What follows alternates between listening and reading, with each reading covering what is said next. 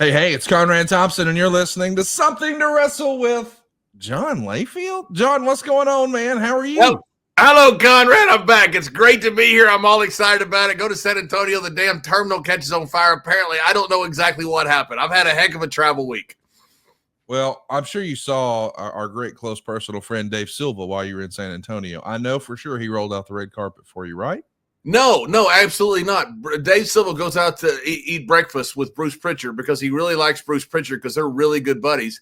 I'm substituting for Bruce Pritchard. The only thing that happens to me is I get in the terminal of the airport that Dave Silva his hometown, and the terminal catches on fire, and I have to evacuate. That's the only thing that happened. Other than that, Dave Silva was the worst possible host in history. I think he's just the worst at everything, really, if we're honest. He's like Tyron Lannister or something. He's like a host and then he like beheads people. It's pretty bad. Well, we know Lannister always pays his debts, and it looks like you've been paying some debts lately. I saw you everywhere, dude. You were on, since we've spoken last, the TNA pay-per-view where Joe Hendry became the world champion, and then we saw you on Monday Night Raw. I got to ask, how was your Monday Night Raw experience? Your first time back in a little while, right? It was fantastic. I love going to Dallas. Been going to the American Airlines Arena since they built the arena. We used to do a reunion way back in the day. And, of course, everybody did the Sportatorium and Will Rogers before that. So it's always great to go back to Dallas. It was unbelievable. $1.3 million gate, which is unheard of. I remember we first did $100,000 there. Of course, that was 25 years ago. But, man, these guys are killing it with business. But it was so fun to be back. I look at the announce table. It's like a $300,000 table. I mean, it is insane what these guys have to play with. It's just fun. You're so excited that the business has become this. This is your first time back in a while. Does it feel different than when it used to be there on a week in, week out basis with Vince McMahon at the helm?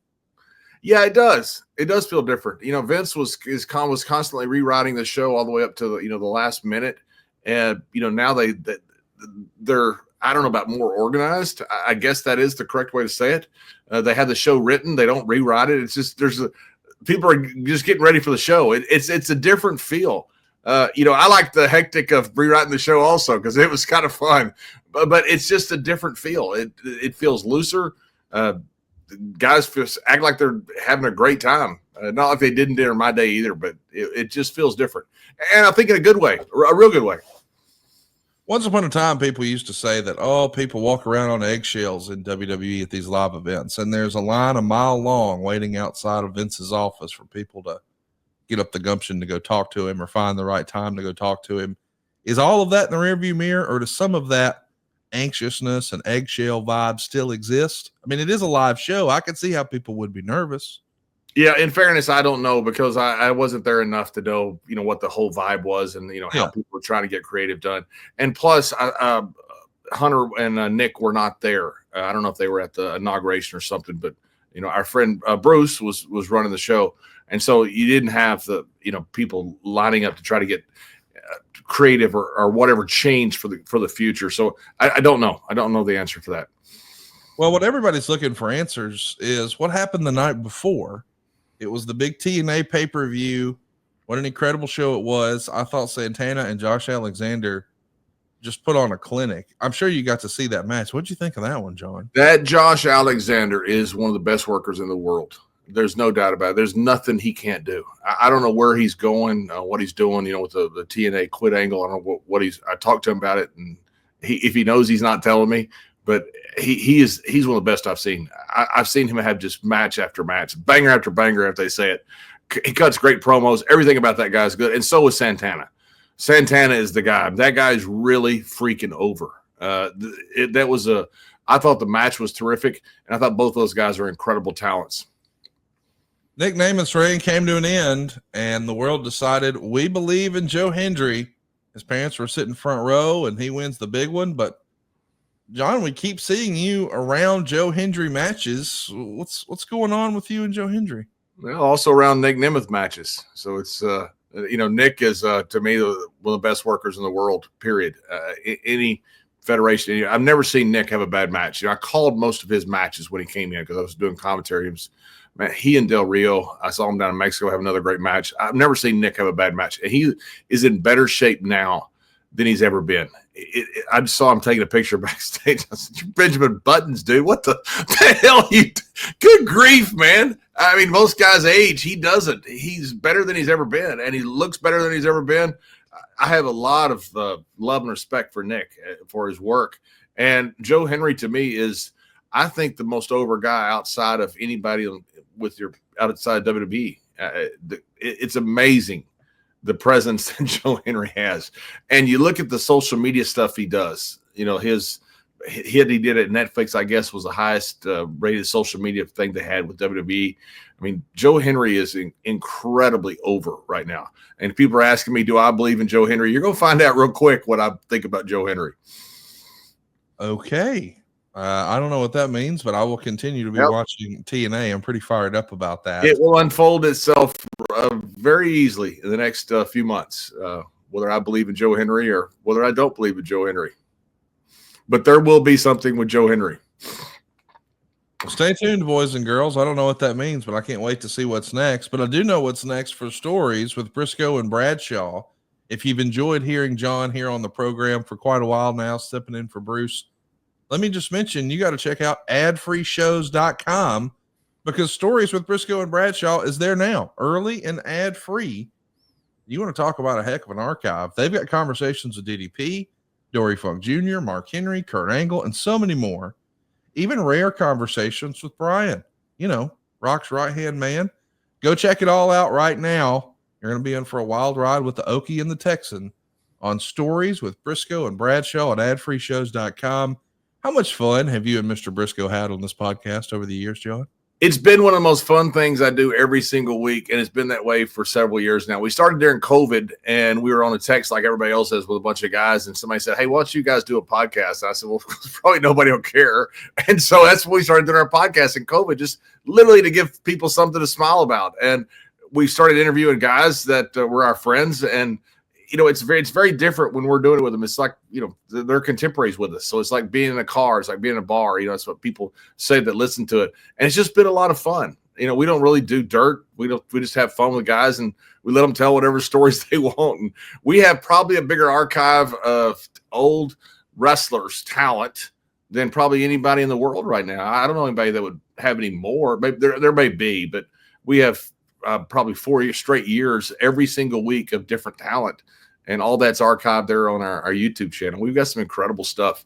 We got some incredible stuff with Ricky Medlock was just on one of the original drummers of Leonard Skinner, telling us about shooting the scene with Michael Hayes, shooting the video. It's pretty cool to get these guys on and let them tell stories, because the statute of limitations has run out is what it is. So guys tell stories that you're thinking like, I'm not sure I'd tell this, but they don't care. They just want to have fun and tell it. I love it. Go check it out. Anywhere you enjoy podcasts is Stories with Briscoe and Bradshaw. And of course, now it's on adfreeshows.com. So listen, let's pick up where we left off. It's an exciting time in wrestling at the end of 1996, but we're cruising on in to what's going to be my favorite year ever in wrestling, 1997. And we kicked the year off with news that the WWE has some sort of a partnership with AAA. They're trying to add some lucha flavor to the World Wrestling Federation because they've got this big Alamo Dome show coming up in San Antonio. It's going to be a hero's welcome for Shawn Michaels there. But I wanted to ask you, what'd you think of, because I think this would have been the first time there was some sort of an official partnership, and we know it wasn't really long lasting, but the idea that the WWF was working with another company is kind of different in 1997. What'd you think of them working with AAA? I thought it was a good move, especially in San Antonio, because obviously I know that market very well. I grew up just north of there, and I knew it very well, with the Jose Lothario there and all of the great stuff with Blanchard and so many great luchadors there. I thought it made a lot of sense. It was also, I realized at the time, was desperation. I mean, we're getting our ass kicked by WCW. So this is not something that we would have done if WCW was not around. And if WCW is not beating us every single week and then bringing them cruiserweights, they bring in all these different guys. If it wasn't for all that, none of this would have happened. I think this is a little bit of, I don't know about desperation, but certainly sometimes you do things because of situations, and that this was one of those. We got to talk about that Royal Rumble in 1997. It's a big one. It's one of my favorite ones, but it's most known for the main event, I suppose. Of course, you had that legendary performance by Stone Cold Steve Austin, but Michael Jordan had a flu game, and I guess Shawn Michaels had something similar here.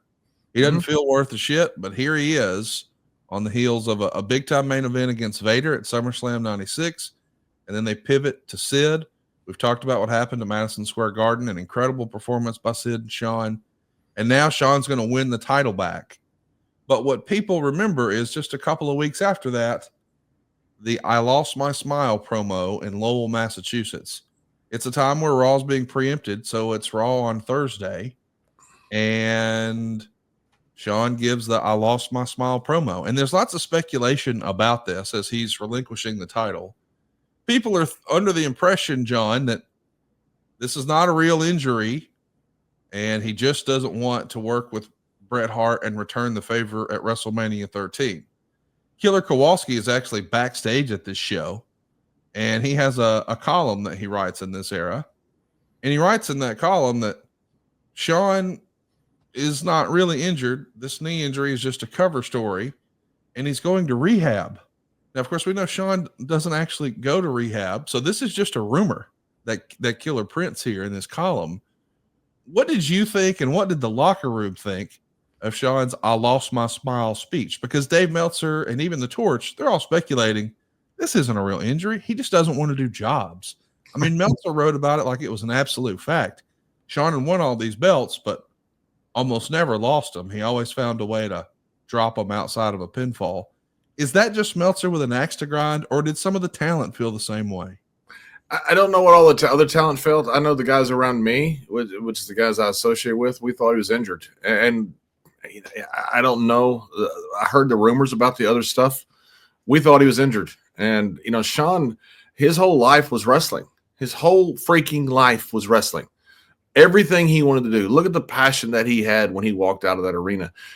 I tell people that if you didn't see Shawn Michaels in 95 and 96, well, you missed something special. When he walked out, it was like a live wire that wasn't grounded, was sending electricity just pulsating through the entire arena. There was nothing like Shawn Michaels when he came out 95 and 96. Now, you saw that also, later, but it was new then. It was just ungodly how over he was and how electric it was when he came out. I just find it hard to believe during that time, all of us did, that it wasn't an injury, that it wasn't exactly what he said. I mean, Shawn, I get, guys like winning titles, don't lose in titles. I think that's human nature. But Shawn finally got to the point where he wanted to be his entire life. And I just don't see Shawn. We thought it was an injury. We thought it was an injury at the time. We believed what Shawn said. And to this day, I have no reason to think anything different. Yeah, I mean, I think there's been a lot written about this, and I think the story that makes the most sense that I've heard is that Shawn just went to his general practitioner to have his knee looked at, and I think the doctor saw that the dude didn't have an ACL. So when he didn't have an ACL, the doctor's like, well, you can't wrestle, not really understanding he's been wrestling without one. Yeah. And that's not something you hear a lot. I know Hines Ward had a similar situation, and the Pittsburgh Steelers wide receiver that some of our listeners may be familiar with. So I see how that would throw a guy for a loop, but it does feel like Shawn's attitude maybe just turned the volume up, because I do think that Shawn maybe at the time had the personality of, oh, if you think that's bad, wait until I do this. Like he leaned into whatever the bad boy persona and behavior was. Like we even heard a story once from Scott Hall where he asks a guy, hey, what's your finish? They tell him, oh, I can't wait to kick out of it. Like he's just liking poking the bear. That feels like that's JBL all over. He loves that, right? Absolutely. God, but you know what? Guys used to do that all the time. I look forward to kicking out of it. That was not like a real dick thing to say. What the guy probably maybe took it that way. If he did, so what? I mean, come on. You got to be a little tougher than that if the guy took it hard. I have no idea how the guy took it, but guys used to say stuff like that all the time. We would constantly mess with guys. And so, does Shawn have at that time, people wanted to speculate all kinds of crazy stuff. They speculated it then about all kinds of things that was going on in Shawn's life. Nobody had any proof of that. Right. I was there. There was no proof of Shawn doing anything other than the fact that he was injured, and we thought that at the time. I just have a hard time believing that Shawn Michaels would work all that his whole life to get to the point where he is the guy, and then find any way to step out of that on purpose without believing some doctor was telling him the truth.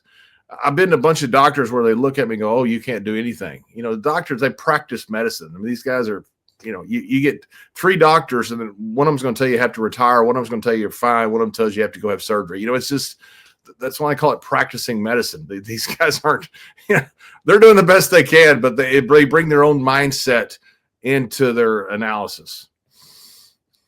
I do want to ask you about, WrestleMania that year, because we know it was supposed to be Bret and Shawn, and we didn't get that. Instead, I would argue what we got was much better. It was Bret and Austin with Ken Shamrock as the special guest referee. It was a submission match. Austin has revealed he was shocked when he heard it was a submission match because, well, he didn't do any submission holds. But that didn't keep them from having what a lot of fans, myself included, still consider to be the best WrestleMania match of all time. Did you get a chance to see that one live? Are you watching on a monitor, or are you just busy on show day and you see it after the fact? And what did you think of that match, John? I thought it was one of the greatest of all time. Hey, by the way, we got to go back to the Royal Rumble too, because we got to go over Mil Mascaras eliminating himself. Oh my God, what a great line! The Royal Rumble. So, because it was, there was almost a fight that day with the Mil Mascaras and Barry Windham. I didn't know that. Tell me that. Yeah, absolutely. Lanza, obviously one of the Blackjacks. Apparently, Mulligan had some heat with the Mil Mascaras. I don't know exactly what it was, but they worked together a lot. And Mascaras had said something that got to Barry Windham, and Lanza had to step in and stop Barry Windham from going to his dressing room. And it was pretty heated. It was something about Blackjack, some old heat there that was very, very real. And Mascaras made sure he wasn't ever around Windham after that, throughout the day. Mascaras had some heat with some different guys, and they kept them separated. But something was said about Mulligan, and Lanza was the one that had to intervene and stop Windham from going after Mascaras. They never got face to face. They never got in the same room. But it was, I'm not sure how I'm not sure how it got repeated to Barry, but something was said, and I think was said on purpose about Mulligan.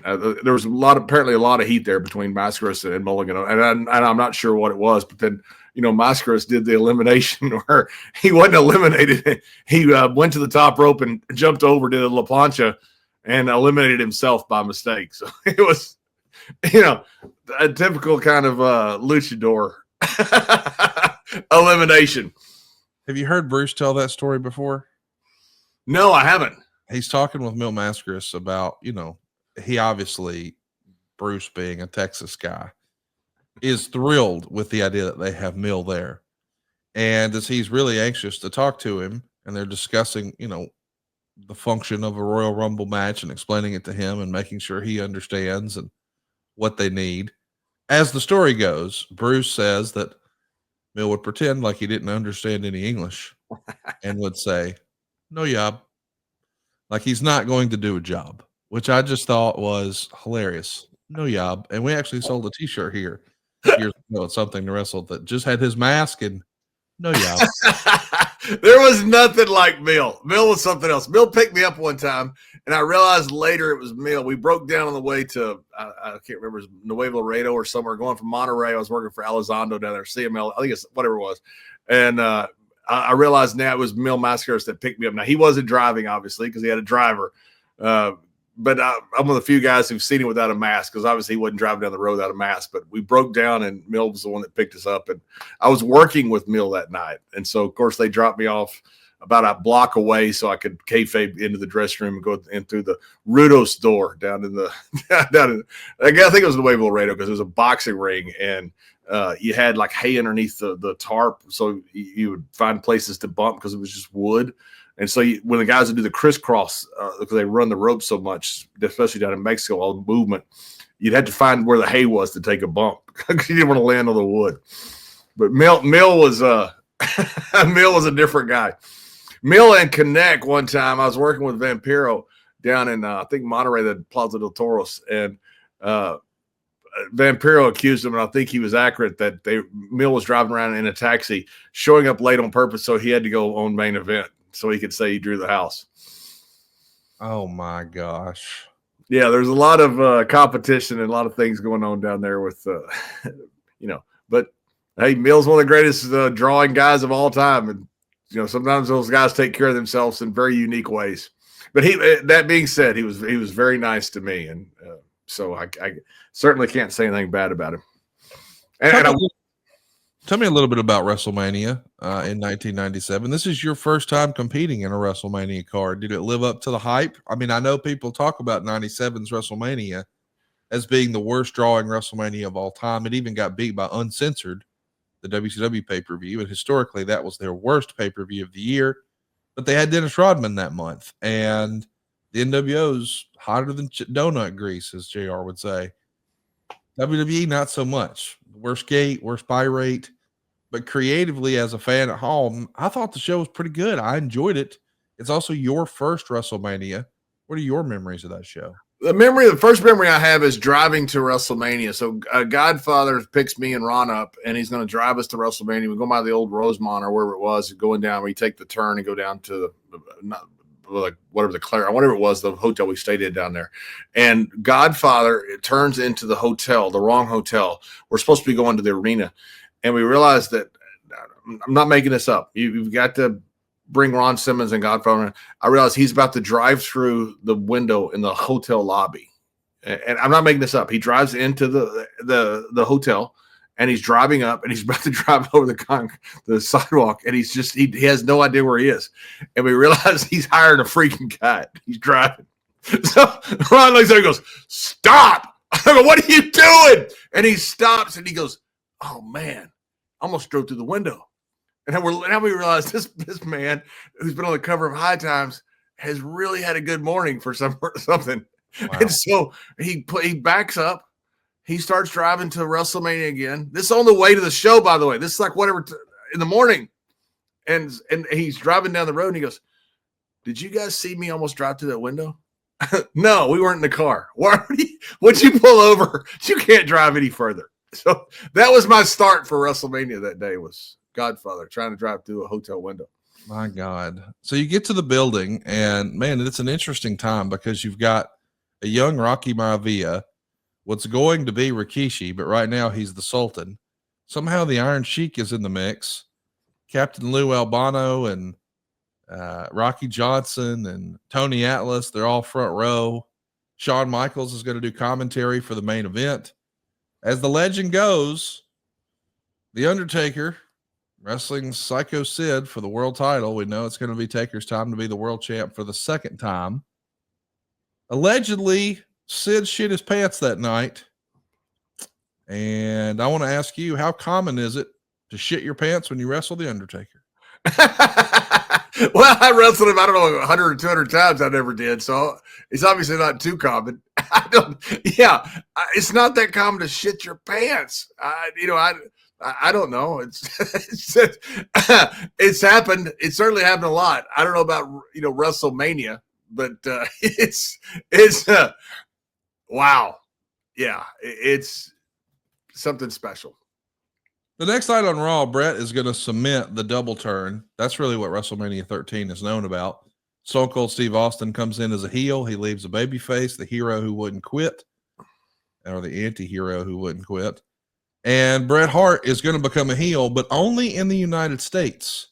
What'd you think of that creative? As a wrestling fan, I thought it led to maybe Bret's best promo work of his entire career. I thought it was terrific, and I thought the whole angle was terrific. I thought the whole part with Bret Hart was terrific. I thought the whole thing with Stone Cold was terrific. Everything changed during that time. The good guy didn't wear a white hat anymore. And I'm talking about the movies change. You had Rambo coming out that was now all of a sudden, it wasn't like this guy that was this good guy that comes through, the quiet man that goes back to Ireland and ends up, is this good guy. You don't know what his past is and all that. This is a brooding guy in Sylvester Stallone. You saw the same thing start happening with what Schwarzenegger was doing in movies. Movies were changing. You're now having this anti-hero. That's what was creeping into WWE. You know, WWE is not necessarily leading the social change. A lot of times they're the mirror of the social change. And I think that's what you're seeing. And Stone Cold is just starting to get over like $1 million. You know, after that Austin 316, that changed everything. Everything in the wrestling business, you can go back to that seminal moment and realize everything changed. Now, the problem was, you know, Steve was a replacement. And obviously they expected Steve to get over. They didn't expect Steve to say something that would become the biggest catchphrase of all time. All of a sudden, Steve says it, and I'm not sure at that point you've got this lightning in a bottle. You don't really know what to do with it. Now, Austin 316's signs are showing up everywhere. Steve's this huge anti-hero. Society has changed where they welcome the anti-hero, and Steve is leading the freaking charge. He's flipping people off. He's drinking beer. I mean, he is perfect. And Brett is the old standard great champion. He's perfect for the guy that now is the bad guy. The world's changed. These roles have just changed, and these were the two perfect people to do it. I love that story. I do think that Brett was doing his very best work that year. I mean, it was really awesome stuff. But something else I wanted to ask you about on that particular night, the night after WrestleMania in 1997, is you and Barry Windham turned down a contract from Jim Cornette to be your manager. And I've addressed before that I love the new Blackjacks. I think the look was cool. I thought it was the right two guys. But man, I could have got behind you guys having Jim Cornette as a mouthpiece. You being an old school guy, I'm sure you would have loved that idea. That wasn't the creative, but could that have been fun? You and Barry Windham as the Blackjacks with Cornette as a manager? Barry and I would have loved to have been with Cornette. I mean, absolutely loved it. I think the world of Jim, and I still do. He's brilliant, absolutely brilliant, and he can get heat in a freaking igloo. Jim Cornette's awesome. You look at his podcast now. He's one of the few guys who can go on this rant, and all of a sudden, at the end of it, you realize it was actually coherent and it ties itself back around. You know, he's a very smart guy, and I guess they were coming in with the NWA angle where they're bringing in different guys. I guess that's why we turned him down storyline wise, because me and Wendell didn't want to. we took Cornette in a heartbeat. That would have been fantastic. I love the new Blackjacks. I think we could have gone either way with it. I think we could have gone either like a new type biker type gimmick instead of the old Blackjacks, but you already had DOA at that time, the Harris Boys. I guess you had the Harris Boys at that time, but I thought we could have done it a couple different ways. You know, Mob thought all along was Lanza okay with it, because Lanza and I were good friends, and Lanza told me that he thought it was great. So I was very happy about it. Love the tag team, and I would have loved to have had Cornette as our manager. I wish the creative had been different. Let's talk about something else that happens around the same time. We see Big Van Vader get himself in a little trouble. This is early April, I think, and he's sent overseas, of course, to do some media and promote. It's pretty common that you guys would do an international tour around WrestleMania. Well, he finds himself on a morning show, I believe, with The Undertaker in Kuwait. And The Undertaker is out of character, but dressed in all black, and he's got the world title with him. And I guess the announcer decided he wanted to ask the old school, is it fake sort of question. And Vader didn't take too kindly to that and roughed him up on camera. I thought it was all just for show. It felt like, you know, hey, you're asking me a question you want me to react to. So I reacted, and it didn't go well for Vader. He winds up being locked up over there in a Kuwaiti prison. And I'm sure you heard lots of stories about this, John. Yeah, I know the whole thing because Jerry Briscoe. He was there the whole time with it. Jerry was running the show, and Jerry's the one that was dealing with Leon. And we were in South Africa first. We had a back-to-back tour. So we went out to South Africa for a couple weeks. In fact, that's where I've got the giraffe back there, right there from wherever I point to it. Because me and Barry Windham went down to Shaka Zulu land. We thought it was we thought it was the tourist Shaka Zulu. We actually went to Shaka Zulu land, and we almost didn't get out, I think. That's where I got that giraffe. But we'd been in South Africa for a week or two, worked all the major cities. And then I flew home with a bunch of the guys. Then some guys went on to Kuwait, and that's when Briscoe and I think Undertaker also was on that and went to Kuwait and met Leon there. I don't think Leon was on the African South African portion. And then they had that interview the first thing. And what I was told was that they had a list of questions that you had to prove. And the last one was, is it fake? And apparently Leon looked at it and pointed to Taker. Taker says, don't worry about it. I'll handle it. Well, the guy said he wasn't going to ask it. He asked it first, was what he did. And after he told him he wouldn't do it, and it was last on the list. And that's when Leon grabbed him and roughed him up and cuffed him a little bit. And then all of a sudden you realize that he had done something wrong. And he's in a country that has laws that you really don't want to cross. And he wasn't put in prison. He was he was put on house arrest in the hotel. And Briscoe's the one. That's when Briscoe and he almost got into the fight in the hotel room. Leon was end up having to. The special forces in the Army went to Gerald Briscoe and said, hey, we have a way to sneak people out of the country. Said, do you want us to get him out of the country? I guess they had like an elephant crate or something. I don't know what it was. They're going to sneak him out of the country and take him to Paris and then like let him out and let him run around or whatever you do when you get stuck out of a country. And Briscoe was sitting there talking to him, and he called Vince, and Vince said, you're not going to do this, are you? And Jerry said, no. Vince goes, good. So literally the Army was going to sneak Leon out of the country because they weren't sure what was going to happen to him if he had to go to trial. I mean, they weren't going to execute him or anything like that. It wasn't that bad, but he was under house arrest. And so finally, when the WWE left, they had to leave Leon behind. And Jerry said Leon would just like sit there, just looking up like a lost little puppy. They felt so sorry for him. Not enough to stay, but they felt sorry for him. My goodness, what a crazy time! It's also and apparently Leon would call like Vince all hours of the day, going, "Hey, I'm going to the gym." And Vince's like, "Leon, you quit calling me. Just quit calling me. You're in the hotel. You're fine. We're going to get you out." So, yeah. Tell me a little bit about what the boys thought when everything came to a head with Brett and Sean.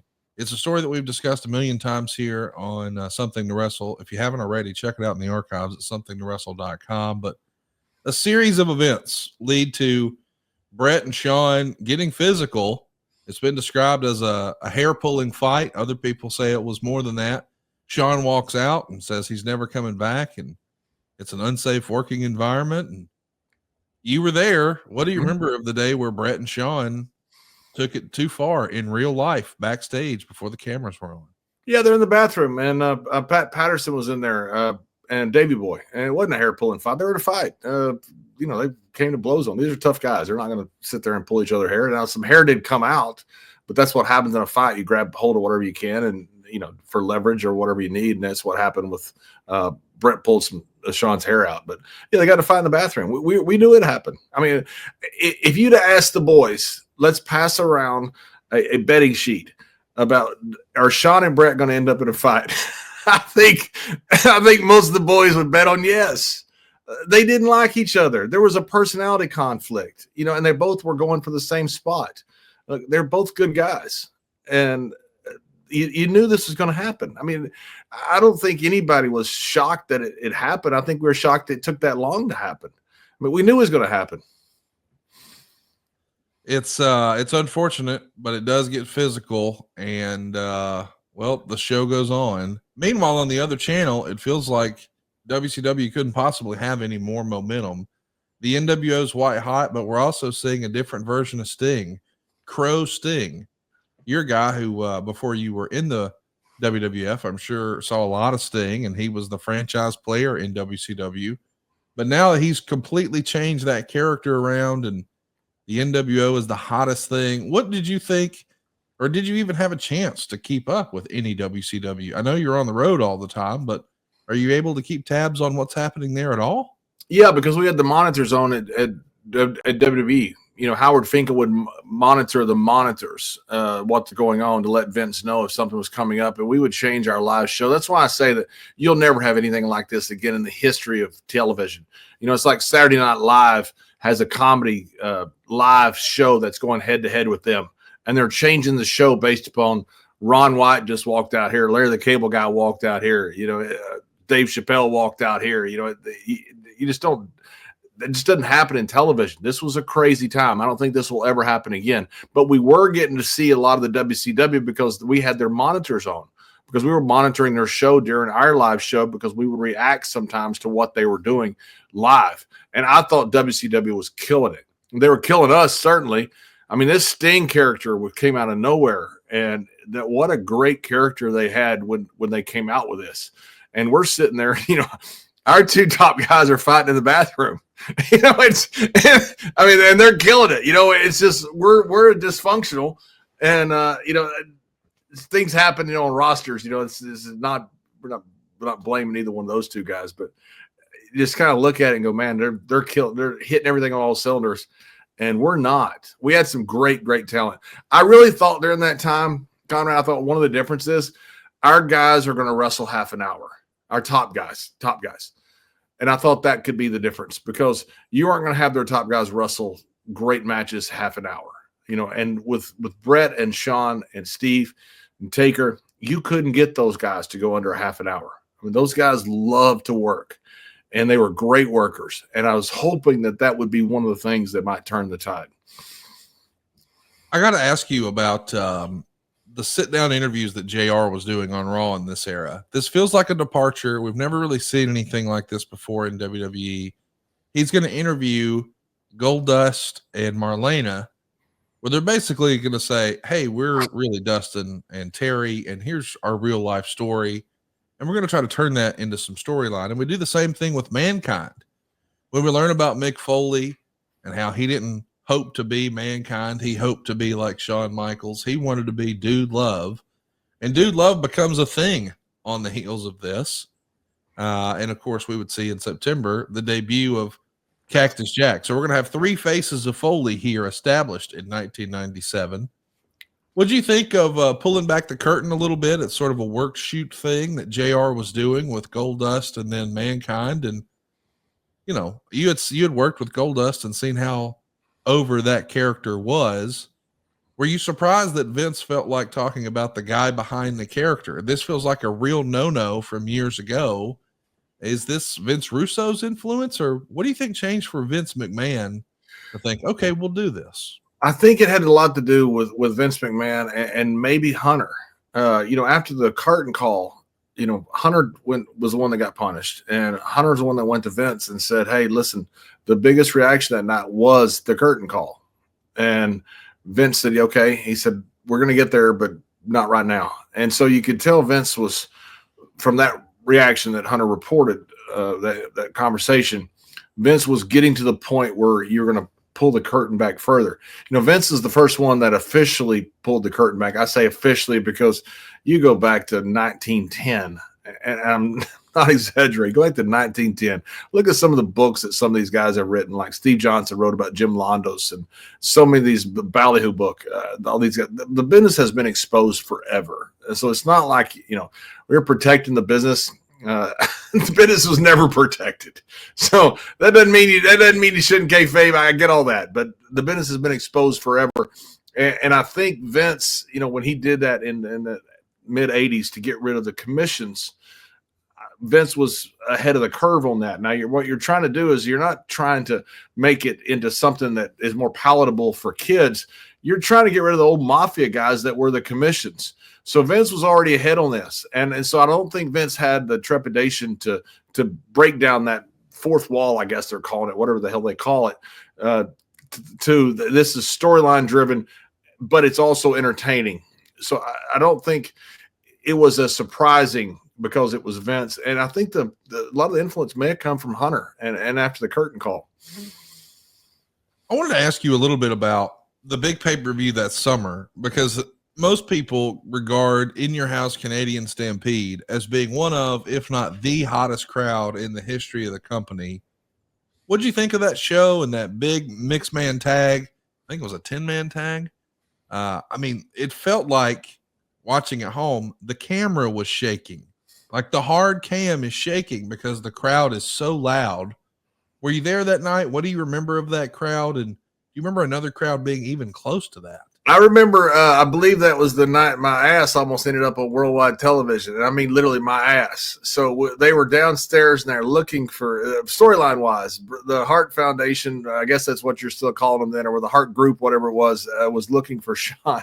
And me and Wyndham were in the shower. So They come in, and I guess it was a pay-per-view or one of the shows, and it was one of the ones in Calgary. So like coming downstairs, and they're filming this. Me and Wyndham here on we're in the shower. So as they look around, like looking in different rooms and stuff, I've been over and I've like mooned them. So just to try to make them laugh. Well, when Owen sees that, he goes, "Hey guys, he's in here." Owen tries to get the camera to shoot me mooning. Oh yeah. I was within a second of having my ass on global television. Davey Boy's the one that stopped it. When Davey Boy looked and like, oh my God, and he stopped the camera physically and turned them. Otherwise, I would have been in all my glory on worldwide television. Tremendous. I love that. Yeah. Yeah. That's how, it was, oh my God. Yeah. Yeah. Well, I wish that if you were going to be on TV ass naked, that I would have been there to say, hey, John, something bad might happen just in case. Take a few of these Blue Chew. Let's talk a little bit about SummerSlam. You know, this is a mega paper. Before we go, I want to just bring up the Canadians and the Calgary Stampede. I mean, this was one of the greatest angles ever. I mean, you talk about that crowd, and no, I'm not sure. The ECW crowd in 0405 that we did the one night stand. That was probably the hottest crowd I've ever been in front of. This crowd was one of those. I mean, we've been in front of some in Chicago when Stone Cold was incredibly hot that were just like that. But I mean, this angle with the Hearts was just insane. It was so good. I mean, it's just, and it's the old thing in wrestling. It's so easy, you know. Alabama, Auburn. It's Ohio State, Michigan. It's Texas, Oklahoma. It's USA, Canada. It's the easiest thing to understand. It's just a simple rivalry. And Bret Hart being a huge hero in Canada and being a huge villain in the United States, I just thought was brilliant. And it was so much fun to watch this because you would go up there and all of a sudden a Hart would walk out and the place would just go ballistic. Well, you do that an hour flight north, the place would go ballistic the other way. They'd boom out of the building. It was so much fun to watch. It was so well done. And those two guys, I mean, those three guys really, because you had Shawn and Bret, who world-class talent. Then you throw in Stone Cold. I mean, you had three of the best guys anybody will tell you in the history of the business doing it. I loved that year because of that storyline. I do think it's one of the best of all time. And that's what's cool about SummerSlam is they build a series of matches for the Hart Foundation where every member has a match and those matches have stakes. But the one I want to spend a little bit of time talking about is Owen Hart and Stone Cold Steve Austin for the Intercontinental title. The idea was, if I don't win, I'll kiss your ass. So now Stone Cold, now that he's uttered that, the Stone Cold character would never kiss Owen's ass. He can't possibly do that. Disaster strikes in the middle of the match. There's a tombstone pile driver that happens. Austin says he believes that Owen was going to go to his knees. That's the way most people do the tombstone pile driver. But Owen went to his butt, and he says he's done this before, and disaster strikes. All of a sudden, Austin can't move. He can't feel his extremities, and they have a bowling shoe ugly finish, but Owen does a little bit of stalling. They get it done. So the stip is secure. Austin's the Intercontinental Champion. He will not have to kiss Owen's ass, but he's going to need help walking to the backstage area because, man, he is not good physically. And we know the damage this does to his neck. This becomes a sore subject for Austin for the rest of his career. We know a few years after this, he winds up having to have major neck surgery done. And unfortunately, we lost Owen. Where was the locker room on this? When you see a guy get hot like this, and one of the more beloved figures in the locker room, as I understand it, Owen Hart, he's the guy who hurt somebody. Clearly, it wasn't done intentionally. But, man, this is just a bad situation all around. What do you remember the reaction being from the locker room? Was there heat on Owen for this is what I'm trying to ask, I guess. No, there wasn't. There was no heat on Owen. Zero. From anybody that – and I was in the locker room. There wasn't. It was a mistake. It was something that shouldn't have been done. There's no doubt about it. Scott Steiner used to do this. He'd turn the guy up for the suplex and then he'd spin him like that and catch him like that. The difference is Scott Steiner could bench press 600 pounds and could hold a guy that very safely. That's why Scott could do all these crazy suplexes. He was incredibly safe. Not that Owen wasn't safe, but you've got a guy with Steve that's so big and so unwieldy and Owen is, not this massive big guy that can control him. You saw that Steve's head was sticking out a couple inches beneath Owen's legs. I mean, Steve's lucky he's able to walk. He's not a paraplegic. I mean, that was a disaster, absolute disaster. I don't. The move should have never been done. It's easy to look in hindsight and say that shouldn't have been done, but I think at the time we saw it and thought that shouldn't have been done. I mean, that was something that not only did you almost kill our meal ticket in Stone Cold, you almost paralyzed our friend in Stone Cold. That was an absolute disaster. It's something that should have never happened in a match. I do want to ask you about, the wrestler protocol, I guess, or the best practice for wrestlers. I'm not a wrestler. What the fuck do I know? But I've heard through the years that when something happens, because I want to be clear, I don't think for a second that I would intentionally hurt Austin. But when an accident like this happens, it's sort of expected that the guy who injures the other guy, he calls to check on him. And Austin has said that, Owen never called to check on him. And it's been said that Owen was guilt-ridden and felt bad about it and just, couldn't face it. And that rubbed people the wrong way. But Martha published a book back in 2003 where she said that Owen insisted to her that he did the move correctly and Austin was faking it. And that is the first time I've ever heard of that before. It feels like Owen was in denial, or maybe Martha was misremembering.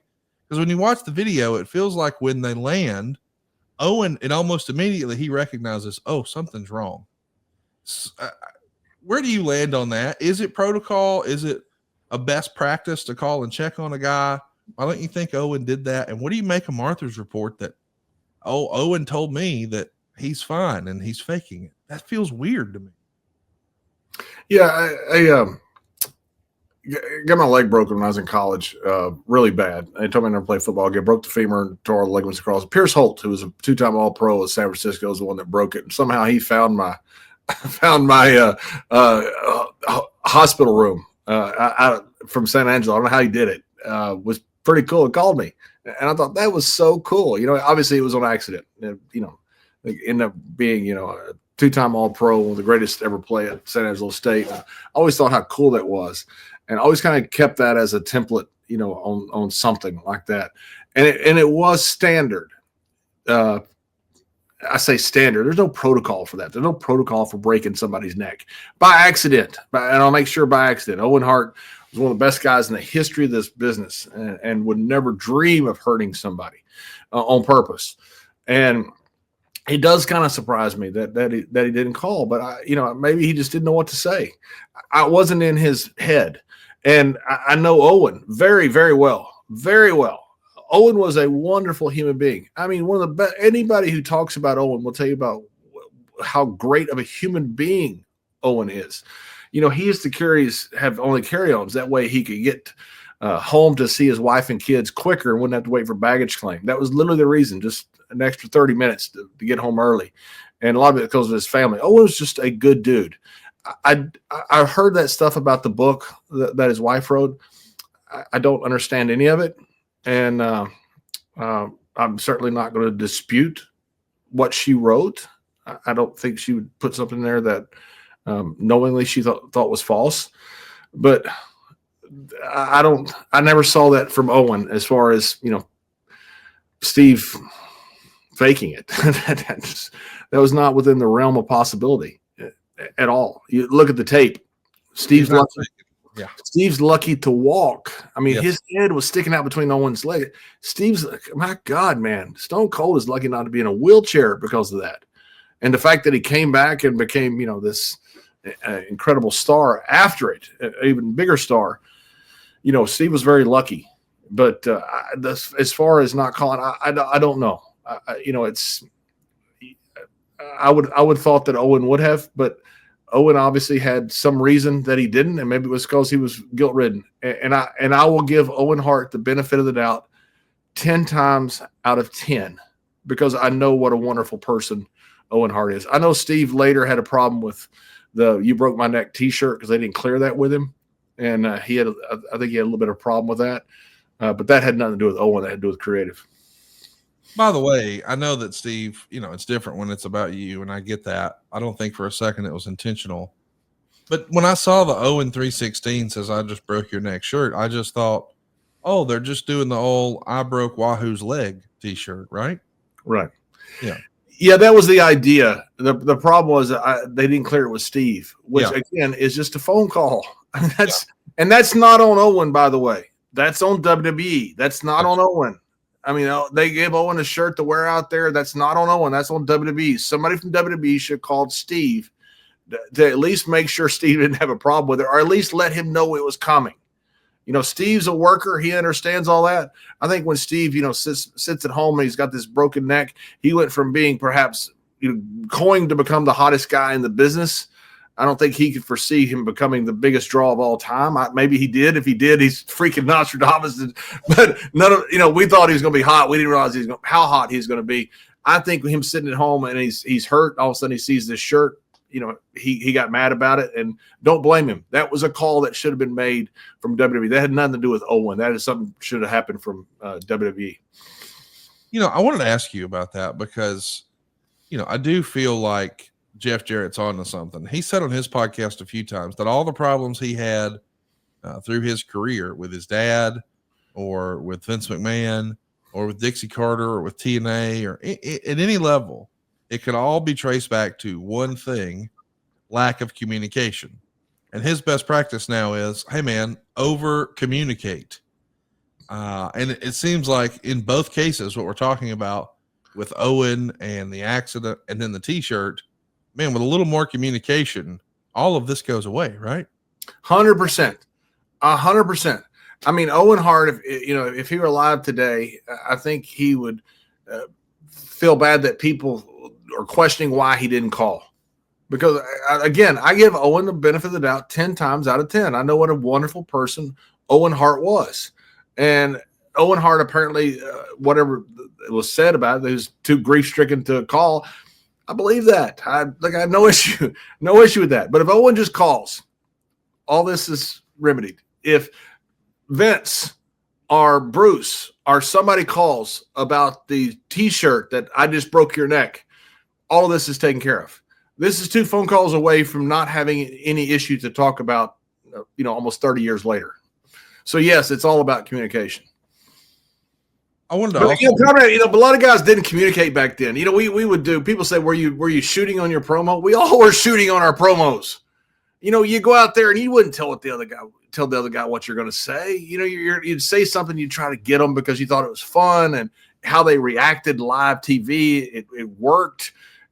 It was just different back then. There wasn't communication like there is now. Now guys clear everything. They clear phrases. They clear all kinds of stuff, which is good. It takes a little bit of surprise away, but for the most part, I think it's probably much better. But we didn't have good communication back then, and it did lead to issues. Let's talk a little bit about Bret Hart, because by the time Monday Night Raw has their very first live show from Madison Square Garden, of course, the WWE's ran 1 million shows at MSG, but the very first Raw at MSG was September of 97. We see Cactus Jack make his debut there. We see Stone Cold Steve Austin get arrested by the police after he gives Vince McMahon a stunner, maybe one of the worst looking stunners of all time. Horrible. And then more importantly, the big story happens before the cameras are even running. Vince meets with Bret and says, hey man, I can't afford your contract. See if you can get that old deal from WCW. And Vince is telling this to Bret as he's the world champion. Did you know that happened that night? Or when did you guys find out that, hey, Vince told Bret, find a way to get back to WCW? Not till later. We started hearing rumors about it. We were getting killed.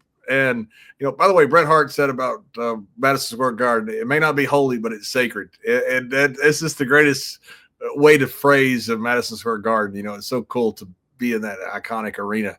And the deal with Bret, yeah, it's funny because we didn't have, we talked before about guaranteed contracts. We didn't have a problem with Bret. We weren't making any money. Most of the boys weren't making any money. Bret and Taker were, and a few other guys were, but we didn't have a problem with Bret. Bret was this great champion. You had no issue with that. Now it's funny because, and I'm not. They're going to take this out of context. The guys that love to put the got you comments on the. But when Merrill came over the first guaranteed contract, we're like, who's this guy getting a guaranteed contract? That was different because he wasn't one of us. There's a little bit of pushback, stuff like that. There wasn't with Brett, not from the boys. And then guaranteed contracts, thankfully, became the norm. Big shout out to Kevin, Scott, and Eric for making our business much better with the guaranteed contracts. But we had heard that Vince was starting to have a problem with this. And Vince at the time, a lot of this was desperation. A lot of things we did. I mean, you brought back Sid, you brought back Warrior. You talking about bringing in the Luchadors in San Antonio, the Billionaire Ted skits. There's so many things that Vince was doing because we were getting killed by WCW. And the one thing he's thinking is, I can't lose my great champion. So he signs Brett to this huge deal. Then he starts thinking, maybe I signed him to too much money. And so Vince then is wanting to get out of the deal. And we did hear the rumors about it. We weren't sure how much were true. And, we were hoping that they weren't true because we were hoping he had the money to pay Brett. Because if he had the money to pay Brett, he didn't have the money to pay any of the rest of us either. So we were rooting for Brett. It's interesting to see how it's all going to shake out. We know that there's still going to be the September and the October pay-per-views. Those are in your house shows. And on neither show is Brett in the main event. He's going to be working with the Patriot Dale Wilkes, who had a cup of coffee in the big time with the WWE. I thought that character and persona was perfect for this year. And I was kind of disappointed we didn't see more from the Patriot. What'd you think of Dale? I love Dale. I like Dale very, very much. Dale was a terrific guy, good worker, really good worker, and over, which is kind of strange because, you didn't have the mask tradition in the States like you had in Mexico. It's hard, Rey Mysterio getting over like he has with a mask, being able to get empathy like he does. He's the greatest mask wrestler of all time. No offense to Santos and Mil Mascaras, but my opinion, it's Rey. It was tough because Americans didn't understand the mask like the South of us did. And Dale was able to get over really well. He got over everywhere he was, and terrific worker, terrific guy. I don't know if Vince got him up there and thought, a mask wrestler, that was the old thought. A mask wrestler is never going to be your top guy. You had the Assassins, you had a lot of guys who got over, but not up north. And I don't know if that was the problem with Dale was the mask itself. I feel like it probably was. That's interesting. I never really thought about that because it was one of the things that I liked and I felt like made him stand out a little more, was the mask. But yeah, that makes sense, especially with Vince McMahon. I do want to ask you, the other thing that happens here in September of 97 is the one night only pay-per-view over in the UK. And much like SummerSlam 92, we're going to put the British Bulldog in the main event, and we're going to have a title on the line. But instead of it being the Intercontinental title and Bret Hart, now it's the European title and Shawn Michaels. And the Bulldog had actually dedicated this match to his dying sister, who has a terminal illness, and she's in the front row. And of course, this was supposed to be a big deal for the British Bulldog to beat Shawn Michaels for the European title. And instead, Shawn leaves with the belt. Shawn wins. He's the European champion. He's the first Grand Slam WWF champion. And as the story goes, Shawn wanted to change the finish. So when they came back and Brett and the Bulldog beat Shawn, it would be even bigger. We know that never happened. And sadly, Bulldog's sister passed away. This is a narrative that's been talked about a lot amongst fans, that this is just some of the worst possible behavior. However, when you really think about what Shawn allegedly was saying is, hey man, when we come back, it'll be even bigger when he beats me. I totally get that. What did the boys think about Bulldog, promising that he's going to win this match and dedicating it to his sister and then losing? It's an incredible heat moment, but allegedly the Bulldog's family not too keen on this creative. I get that. I get why they aren't, but it's a work. And when do you lose most of your matches? In your hometown. Why? Because people care. And it's going to, and it's, people are going to have the best reactions because they don't expect you to lose. You know, we used to go to guys' hometowns all the time, and it was, you know, tourists, you know, Vince would, we're in his hometown. What are we going to do? We're going to beat him. You know, it's because you got great reactions from that. You know, I get the feel good moment, but life isn't feel good all the time. You know, and if it's, again, if it's fire bad, water good, if everything is predictable, then I get it. You're going to feel good about it. But what if you swerve it? I mean, what if you're trying? We're getting killed by WCW. And I get the feel good moment, but I also get the thing of, hey, there's no way Davey Boy's going to lose today. No way it's going to happen. There's a sister there. He's got back in England. This is going to be great. What if he does? What happens then? Then all of a sudden you got some heat. People are talking about it now. This should never happen. Should never happen. That tells you right there that there's a good reason for this to have happened. I don't have any problem with this. It's a work. And people are like, oh, you shouldn't do that. Really? So Papa Shango shouldn't have made Ultimate Warrior throw up? I mean, you know, you're sitting there looking at it going, okay, that's fine with heat there, as long as I agree with the heat here. You know, it's kind of like guys who say, I don't want certain guys to be heels because he was a jerk to me. Oh, because you're in on it? And that's different with you because you're on the inside? That's the guys you work. And so I don't, you know, I get all the parameters around it. I don't have a problem with Sean going over. Well, we know that the big collision course is set. Survivor Series is going to be here, and it's the most talked about, discussed piece of business in WWF history from 1997, the Montreal Screwjob. We've broken it down 100 different ways on all my different podcasts. If you don't know the story, probably not a wrestling fan by now. What we haven't heard, though, John, is your take. We know that Rick Rude took it personally. He winds up jumping the WCW. We know that Mick Foley decided he was going to, you know, make a point of this, and he no-showed TV the next day. Jim Cornette talked some sense into him along with JR, and he's at the taping the following day. But when the screw job happens, what do you remember? Were you in the building? Oh, one of the dumbest things I ever did. You know, we used to always leave before the main event was over. And it was just kind of standard because we worked on the road, you know, 300 days a year. We had to get down the road. You know, I get that. The guys that were on the main event would have the parameter of coming to the shows a little bit later, you know, and, you know, so it kind of all worked out. Barry and Wyndham and Barry had arranged for us to go to Japan for the All Japan Tag Team Tournament with Stan and Doc and Bobby Duncombe and Albright and Laurinaitis and all those guys. Kabashi and Masawa and all those guys.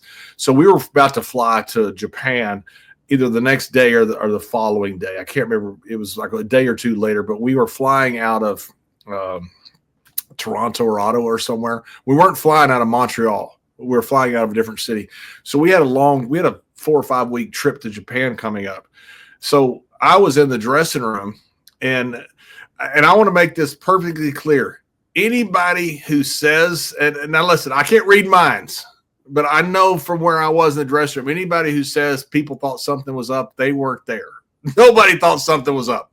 So we thought something could happen. Tim White was there in the dressing room. I said, hey, Tim, anything going to happen tonight? He goes, nah, I don't think so, kid. No one thought anything of it. No one thought this screw job was coming. You know, that Briscoe had arranged with Sean. Right before the match, Dave Hebner comes in and grabs him and Earl's bags. This is the only time that somebody said something about it. And I said something to Dave. I said, hey, Dave, what's going on? And just kind of ribbing, you know, nothing. I didn't think anything of it, really. And he said, oh, just going to get our bags so we can get out of here quicker. I didn't realize, in hindsight, Dave had just been told by Earl, you know, Jerry Briscoe waited right up until almost the music was playing to tell Earl what was going to happen. And he said, get Dave and get your car and get it set. Dave comes to the dressing room. I'm in the dressing room when this happens in front of all the boys. And I said, hey, Dave, something going to happen? Because he's putting the bags together in quite a hurry. And he said, no, we're just getting our stuff together so we can get out of the building. In hindsight, I realized Dave had just been smartened up that something big was going to happen. and that's why he was putting his bags in the car. So the match gets in the ring. It looks like it's the normal match. Me, I regret this to this day. Me and Wyndham get in the car and leave and miss the entire Montreal screw job. So I was there all day, saw all of it, saw Dave put the stuff in the car, and we leave literally right before it happens. I'm so pissed off to this day that I wasn't there. There's been discussion about, did this have to happen? And I want to ask, from your perspective, what'd you think of Vince saying, hey, he could have showed up on Nitro with the belt? Of course, in reality, that had already been worked out and discussed, I guess, that, he was still under contract through the end of the month. So they still had plenty of time. It's not like he's showing up on Nitro the next day. He can't contractually show up in WCW until December 1st. Earlier in this year, they did some of the best house show business of the year with three-ways with Shawn Michaels, Bret Hart, and The Undertaker. The Undertaker could have very easily been the third man in the match. It feels like that would have been an easy solution. And maybe Bret had a problem with Shawn because Shawn had said, hey, I won't do the favor for you. I wouldn't do the same for you. But who would have said no to The Undertaker? With the benefit of hindsight, couldn't Vince have just shoehorned The Undertaker into that three-way dance, hearkening back to what happened? I mean, let's not forget, Shawn has just had a series of matches with The Undertaker, and that was all based on the fact that Shawn was the special guest referee at SummerSlam.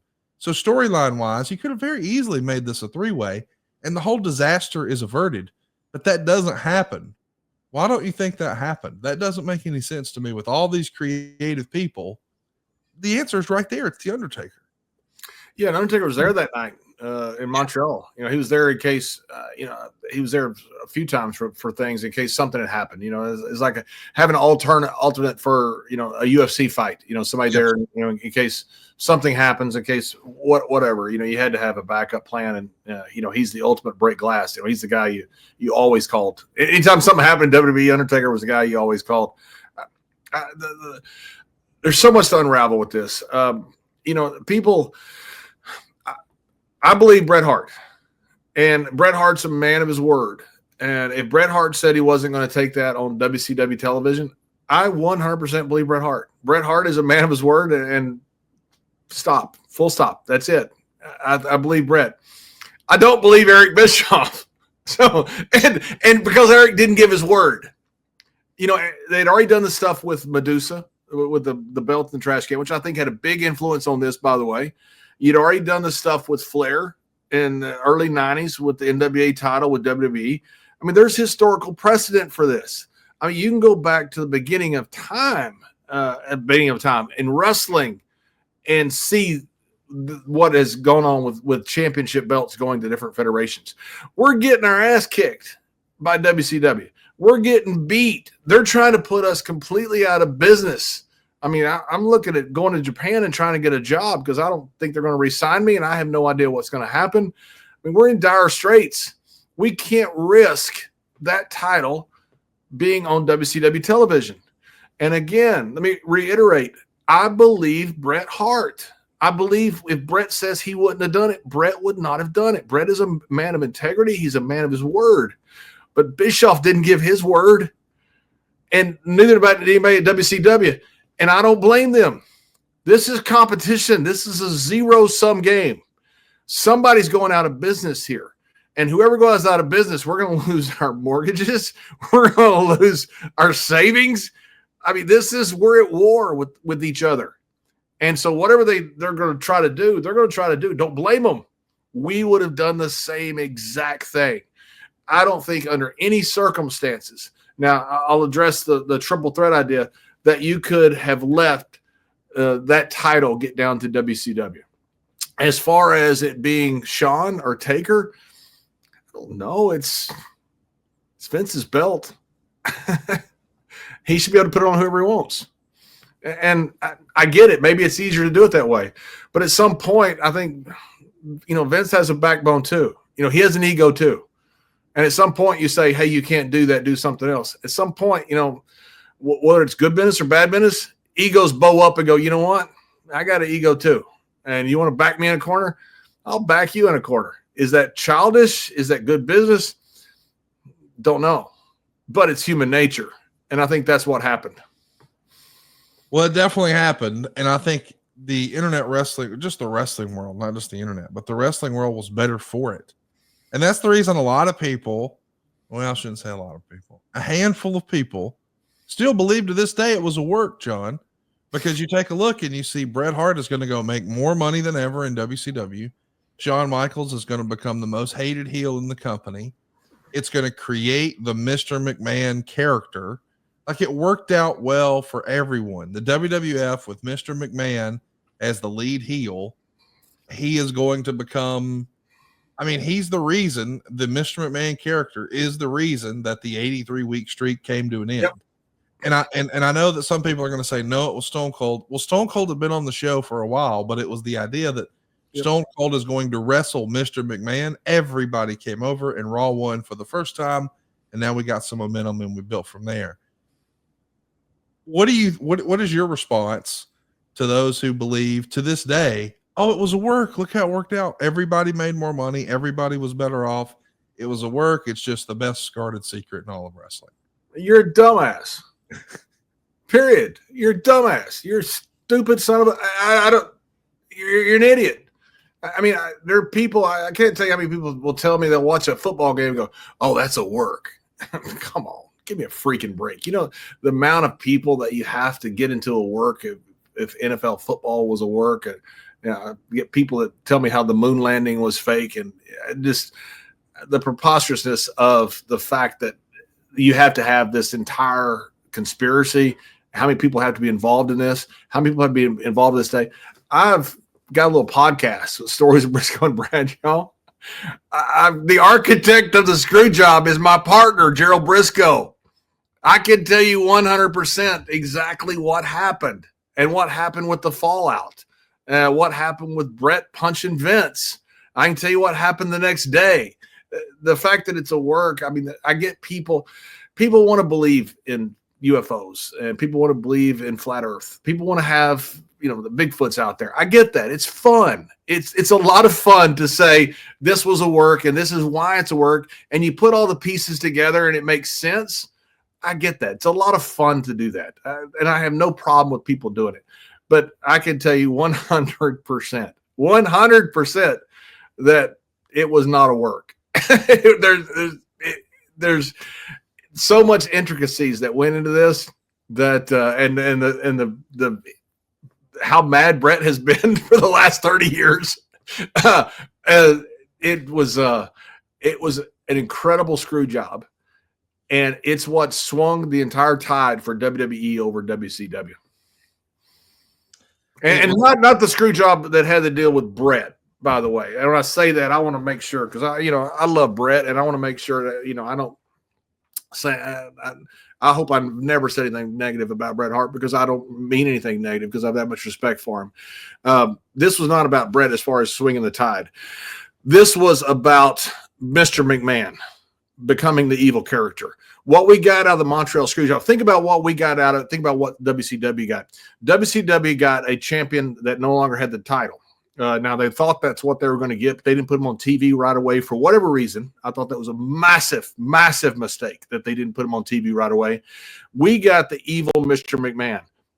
That's what swung the tide, was the evil Mr. McMahon. So out of this screw job, that's what swung the entire Monday Night Wars. Now, Mike Tyson helped, Stone Cold helped, but that character, Mr. McMahon, was made the greatest character of all time. That was created out of this, and that's what won the battle. That's why WCW ended up going whatever they did. I used the term bankrupt a while back. Apparently they weren't bankrupt. They got bought, but they went under, and that's what swung it, was Mr. McMahon. Let's talk about what you're going to do at the end of the year. You're going to swing through Japan with Barry Windham. You guys have a tour of All Japan Pro Wrestling. This is a big deal, I'm sure, for a guy like you who holds Japan in such high regard. To be able to go over there with Barry Windham, I mean, just a ton of legends. Of course, you're working for Giant Baba, but I know you grew up a big Stan Hansen fan, and now you find yourself in this real world tag league round robin tournament where so many tape trading moments have happened through the years. I mean, this is a legendary tag tournament, and now you find yourself in there with Stan Hansen. Is this just a dream come true for you to end 1997 this way? 100% dream come true. I didn't think I was going to get re-signed. I guess by then we'd already brought in Merrill. Merrill was the first guaranteed contract that came in. And, Brett's contract was, being taken out because of money. And so I'm sitting there looking at it going, they don't want me anyway. They don't want Bradshaw anyway. They're sticking me in a tag team that with this legendary guy, Barry Windham, and I'm not being done anything with. And my contract was coming up either in December or January. And I didn't think I was going to get re-signed. And I thought I've got to have a job somewhere. WWE's not going to be it. And, I didn't know what was going to happen. I know the next day after the Montreal screw job, it was, talk about, people walking out. I was part of the 99.9%. I'm still making more money than I've ever made in my life. I ain't walking out of nothing. What happened between Sean and Brett and Vince, that's got nothing to do with me. I'm making more money than I've ever made in my life. So I've got no problem with trying to unionize the world. Not going to benefit me any more than I'm doing right now. I'm getting paid. And we went to Japan, and the idea was a couple things. Now, JR was in on this. I say in on it. He was help planning this. They wanted a partnership with All Japan. So they got a partnership with AAA. They wanted a partnership with All Japan because WCW had a partnership with New Japan. And, that New Japan NWO, those guys sold millions and millions of shirts, of merchandise. It was an incredible partnership. So Wyndham and I were the guys, we were the guys going over there to help get a deal. So I wanted two things we're going to do. I wanted to get a job with Japan, period, because I didn't think I was going to get re-signed. So I wanted a job, and I always thought I'd end up in Japan. I always thought that when I went to WWE, I'd be there for 2 or 3 years because heels didn't stay there that long. I thought I'd be there 2 or 3 years and I'd end up in Japan with Stan and with Bobby Duncombe. That was what I always thought it would happen. It just happened after 2 years instead of happened after 3 years, but I was still kind of on my plan to go to Japan. And Barry Windham, people have asked me several times who got us booked. Barry Windham got us booked. Barry Windham called Bob. I believe he called Bob direct, I believe. Barry's the one that got us booked. He goes, "You want to go to Japan, kid?" I go, "Yeah, I need a job." And so Barry got us booked. Barry was going to be the liaison between WWE and All Japan. That's what Jim Ross wanted Barry Windham to be, because he talked to us about this. He said he needs this guy that's going to be there. We did not know the dynamic of John Laurinaitis, that Laurinaitis was already in that role. We didn't know that. We didn't know that how Laurinaitis was already in the office with Japan. He's already kind of assuming the Booker role. He was the one that wanted to be the liaison with the Americans, whoever the Americans would be. In this case, it's going to be WWE, which was, obviously, one of the bigger options out there. And we didn't know that, but we knew that this relationship had a good chance of developing. But that's the reason we went. We went for me to get a job, went for Barry Windham to get a job. What a crazy story. I didn't realize you were going over there trying to find a soft landing spot. That's cool. Yeah, I went over there to get a job. 100%. My contract was up. By the time I came back, my contract was going to be up. I knew I needed a job. I wanted a job in Japan. And Wyndham wanted a job also because WWE wasn't using him either in a good role. And he wanted a job because Barry's a very smart guy, very good politically savvy guy. Barry would have been perfect in that role. We didn't realize the dynamics of what was going on with Laurinaitis was already kind of in that role. So that option wasn't there. And then we didn't realize the whole world would change while we were in Japan as far as guaranteed contracts and what was going to happen with WWE.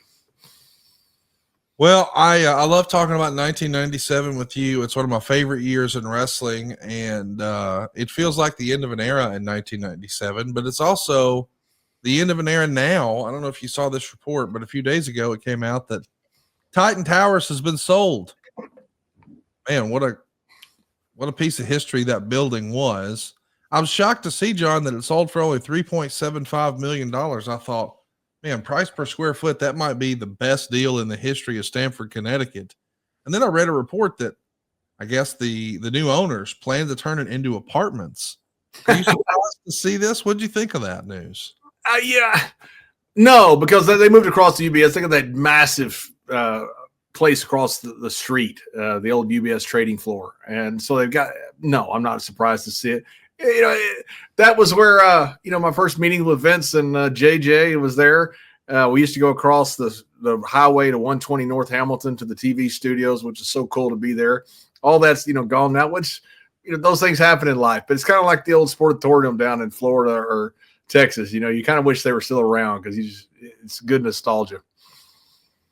It's the end of an era, man. It does feel like, I don't know. It's one more piece of Vince McMahon's legacy that's seemingly removed from WWE. Yeah, it is. Because that building feels like, hey, that's Vince's office. And I don't even know that he even went to the new building. It's just times are changing. Yeah. Hey, Conrad, let me tell you, if you don't mind, let me tell you a quick story about my first contract I got out of Japan. So we go to Japan, and you talk about how great it was, man. That roster was loaded, man. You had Kawada, Masawa, you had Stan, you had Doc, you had all these incredible talents, and to be there for that was so cool because that was still in their heyday. And so when I was there, I'm trying to get a job is what I'm trying to get. And I'm going to get one. It turned out, just WWE stepped in ahead of them. Wyndham was, Barry was passing blood while we were over there, but that tough bastard wouldn't say a word. He knew it was up, we're trying to get a job over there and he's hurt. Well, then I get a clothesline, from one of the guys, and nothing out of the ordinary. Not Masawa, the good-looking guy who tagged with Johnny Ace, Laurinaitis. Anyway, I get a clothesline, nothing out of the ordinary. That was stiff, but it caught me right in the carotid artery and gave me the worst concussion I've ever had in my life. I mean, it was a horrible concussion, and I couldn't even hardly sit up straight. My head was hurting, my head was ringing. I don't want to tell anybody because they'll send me home. And I need a job. And so I'm working over there with this horrible ringing in my ears, blurred vision and all this stuff. And we were getting ready to go home. And you saying Kenta Kobashi, is that who you meant? Kobashi, that's right. Kenta Kobashi, a good looking guy that tagged with Johnny. Yeah, great guy, great, wonderful guy. And he had that stiff clothesline, very safe, just hit me wrong one day, by mistake and caught me in the carotid artery. And only time that's ever happened to me. And I've got this horrible concussion. I can't even sit up on the bus. I'm just leaning back the whole time. I'm just sick. I'm trying to not tell anybody about it. And, guys are figuring something out. So anyway, we get ready to go home. I get done with the tour, worked the last show in Budokan. And by the way, worked in Budokan, and Barry Windham comes back and his whole eyes bloody and his face is all messed up. And Stan goes, "Thanks, Barry." And Barry goes, "Stan?" And he goes, "Yeah." He goes, "Stan, put on your glasses." So Stan puts on his glasses. He goes, "What happened to you?" Might have been that lariat, Stan. So anyway, we're flying home. And so Stan and some guys pulled me aside and said, "Hey, are you going to be able to make this flight home?" And I said, "Yeah, I think I'll be okay. I've got this concussion, man. It's bad." He goes, "Well, go self-medication, of course. You do dumb things, but that's how we got by." He goes, "Go talk to Doc." So I'm not a smoker. I'm not a pill taker. I enjoy drinking, but I don't, I've tried all that stuff. I just don't like it. So it's not like I'm against it. I'm not against it. I just don't like it. So I go to Doc and he gives me some Smiths and he goes, "Hey, take this to make you feel better on the plane." I go, "All right, whatever works. So anyway, I take this stuff. Now I'm high as a kite and got a concussion and I'm not used to smoking. So it's even worse. I'm walking through the airport and I see a guy at the bar waving me over and it's Eric Bischoff. He's got like a beard or something. So I go, and I'm so freaking messed up from the concussion and from the weed. And I go, "Is that Eric Bischoff guy? I never met him." So I walk over there and say hi to him. He goes, "Hey, have you seen what's going on with your company?" And I said, "No." He goes, "Well, this is what Goldust is doing. This is what Marlena's doing. They're doing all this crazy stuff." And I said, "Well, I'd heard a little bit of it." And he tells me the whole stuff, but I'm so high. I'm just like sitting there trying to look at him going, "Is this really this Bischoff guy or am I hallucinating this?" And so anyway, he doesn't offer me a job, which to this day I'm mad at, but he didn't offer me a job or anything. He didn't ask me about contracts. We're just literally just talking. That's all. Some guys walk by, not a big deal. I get on the plane. I get home. My answer machine is full. Now, I need to ask JR about what happened and, why the reason for the urgency. I don't know if he knew I didn't meet. Looked like I met with Eric. had no idea. I'm not going to put word in JR mouth. JR and I had a great relationship. As far as I know, we still do. But anyway, JR's offered me a contract. And so I've got this horrible concussion. So I've called him and he says, hey kid, we want to give you a contract. I said, well, that's wonderful, JR. I'll take it. And I didn't even ask what it was. And he goes, we're going to give you 2 years or whatever it was. He goes, we want you to come to TV. And I said, okay. But I don't tell him that I'm not going to come because I've got this concussion. I don't want to get on a plane again because I'm hurting that bad. And plus I'm damaged goods. They find out I have a concussion, they won't sign me. So I said, okay, where you at? They said, well, we're in Portland, Maine. Well, it's a 4-hour flight from Dallas. I'm like, I can't get on another plane. My head's killing me. So I said, well, JR, I said, tell you what, listen, I just got back from Japan. I really don't want to come to TV. And, I'm tired. And he goes, okay, tell you what. And while we're talking, he goes from 2 years to 3 years. So now he's raised my contract. Now, maybe he's going to do that anyway. Okay. I want to ask JR about his version of this because I don't want to put words in JR's mouth or anything because he can talk for himself. So he goes to 3 years, which he may have planned on going to anyway. And the money was good, more money than I ever made in my life, more money by far than I had made my first 2 years in WWE, by far. And they're starting to sign people because the world's changed. Brett's gone down to WCW since that 4 or 5 weeks after the Montreal screw job. Everything's changed. Well, Justin Hawk Bradshaw, nobody really cared about, but they're not wanting to lose anybody. And I'm the benefactor of that. So finally, 3 years, I agreed to it. I said, JR, listen, I got to be honest with you. I said, I've been in Japan. I've been with Bobby Duncombe and with Stan. Doc, we've been out drinking every night, and I'm not tanned. I haven't worked out. I'm in terrible shape. If I'm going to sign a new contract, I want to get a little bit of shape first. And I said, I don't want to come right now because I just been in Japan having a good time. And I said, I don't look good. I said, that's the reason I don't want to come. I'm not telling him the concussion. And he says, okay, I'll call you back.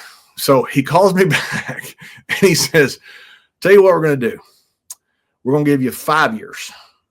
And they raised the money again. So I don't know if JR thought I was negotiating with him. I don't think he thought I was going to WCW. I don't know if he already had that in mind in the bag that he was going to tell me that. But that's how I ended up getting my contract. But I told him, I said, JR, listen, I'm very serious about not coming in because I'm not in shape. I don't want to let him know I'm damaged goods because they're not going to give me a contract if they know I got this concussion. So he said, I'll tell you what you do. We'll send you a binding MOU. And, back then when you got a fax, you had to go downtown and pick it up somewhere. So I said, I'll go downtown, pick up the fax, and I'll sign it and send it back to you. So I ended up getting a 5-year contract out of it, the best contract I've ever got in my life. And it was all because of the Japanese trip. And I think because of the concussion. JR thought I was negotiating. I don't know if he thought I was going to WCW or not. I have no idea. He may have had that 5-year whole time in his back pocket that he was going to pull out. I have no idea. But thankfully, that's how I got my contract coming out of Japan. What a great story. What a fun.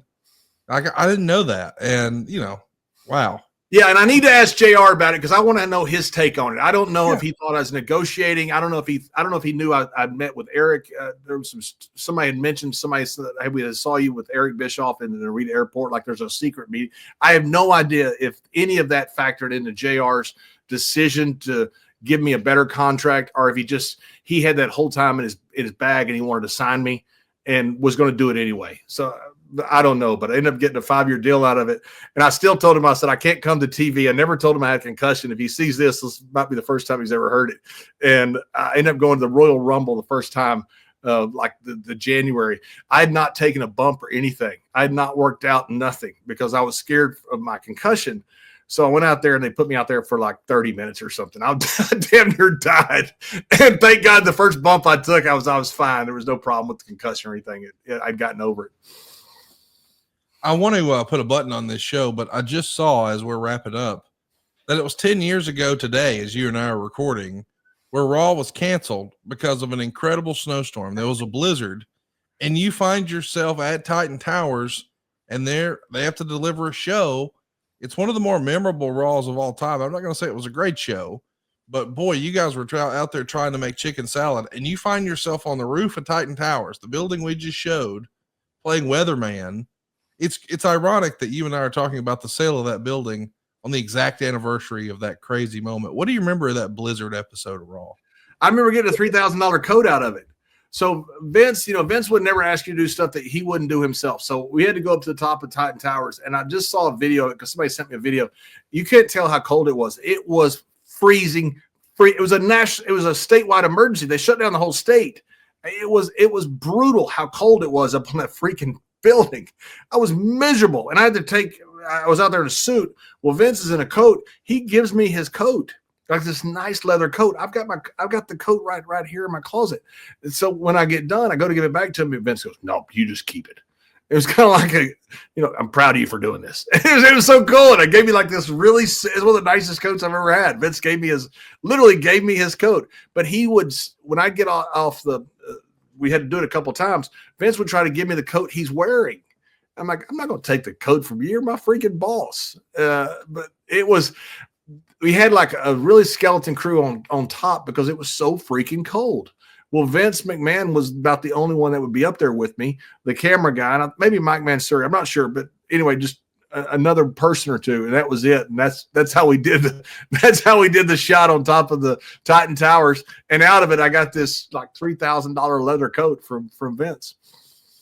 It's pretty crazy too, because all around, I mean, the snow is just crazy. Like there's areas of the snowfall's like 27, 26, 25, 24. Here's 29 inches. I'm just looking it up now. Like you talk about a blizzard, and now you guys have to do a live TV show. Man, that's one of the great things about WWE. Anywhere else, they just would have canceled the show. Vince don't cancel shit, did he? No, they didn't cancel nothing. My tryout match was a state of emergency in Pennsylvania. They had about 200 people in the whole arena that day. They put them all on one side of hard cam. Well, we used to do that back when business was terrible and everything was shut down. It's when Goldust was there. We're setting up the match with Piper, and I worked with Savio Vega that night and in a blizzard in a statewide emergency in Pennsylvania. But only like 200 people showed up there in Allentown or wherever we were. And you're right. Vince doesn't shut down for nothing. I mean, we do shows. That's what we do. And Black Bart used to always tell me, make the towns. There's no excuses. Make the towns. And that was the old mindset back then. And that's the old mindset of old promoters. And Vince hates that term promoter, by the way. The old promoters like Vince. Well, we're going to be doing a show next week. John, we've covered a lot of ground, and every now and again you say, "Hey guys, what about this? Is there anything in particular you'd like to talk about next week on the heels of us talking about 96, 97? We could do an Ask John Anything. We could talk about tag teams. We could talk about 98. Is there a particular talent? What's tickling your fancy as we get ready for Royal Rumble here? To me, I don't know if 98 is a natural, follow up to 97. I think it's natural by numerically, but this was such a cool time in our history. I mean, like you say, 97 is your favorite year. One of my favorite years too. I mean, the Montreal Screwjob to me was so amazing by what came out of it. What came out of it caused us to win the war. What came out of it was Mr. McMahon and this evil owner that Stone Cold finally had a nemesis for. And that's to me, it's just such an incredible time. It is an incredible time. And of course, we're just days away from the Royal Rumble. Of course, Royal Rumble this year is going to be a big one. It's a who's who. There's not a lot of matches announced, which I like, which means that they're all going to get time to tell their stories, but there's a lot of intrigue. Who do you think is going to win the men's Royal Rumble, and who do you think is going to win the women's Royal Rumble, John, if you had to guess? Wow. I don't know how you couldn't go with Cena. I mean, it's such a great story. I don't know how you wouldn't go with him. I mean, that to me is, you've got a 16-time world champion, one of the greatest of all time, and carried the company during a G-rated era, which had to be the hardest role of any champion ever. I don't know. There's some, CM Punk would obviously be a great choice. Roman, you got so many choices that are really, really good. I think for the first time, you've got probably 4 to 6 choices that people would look at and go, okay, that all works. I mean, you've got so much parity with these top guys. You've done a great job of building top guys. And I think the Rumble is these shows have been incredible. I mean, it's just, I never dreamed business would be like this, would be this good. and be this good as far as quality of the show and the way that people respond to it. I mean, this Netflix deal has changed the dynamic of everything. I mean, I think we're actually, I don't know, I think we're like in the fourth or fifth inning of the ball game, which is pretty exciting.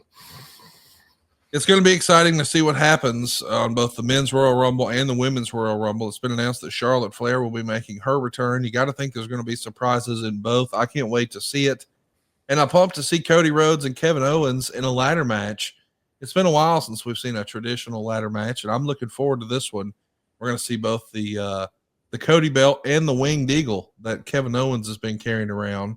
Are you pumped to see another ladder match? I mean, I know we've seen some crazy, Money in the Bank ladder matches where there's a lot of multi-mans, but just mano a mano, old school Razor Ramon, Shawn Michaels style. I'm pumped for this one. What say you? Cody is a throwback, and I mean that in a very good way. He is a throwback in so many ways, and he's also a throw forward, which is not a term that I just created, in a lot of ways. He's the new generation, but he's also a great representative of the old generation. And I think there's a reason for this ladder match, which gets me excited about it. I hate when you stick a ladder in something and, okay, well, you guys, why would you put a ladder there? Because you guys can do great spots. That's the worst idea ever when that's the reason. But when you have a reason for a ladder match, I think it's going to be fantastic. And I'm very excited about it. Cody to me is he's just everything about him is what's good about this business. He's a great throwback. He's a respectful guy. I watched Cody before he became, the guy. And I would just sit in the arena, and because I would sit there a lot of times at commentary or sit around, and I could see everything.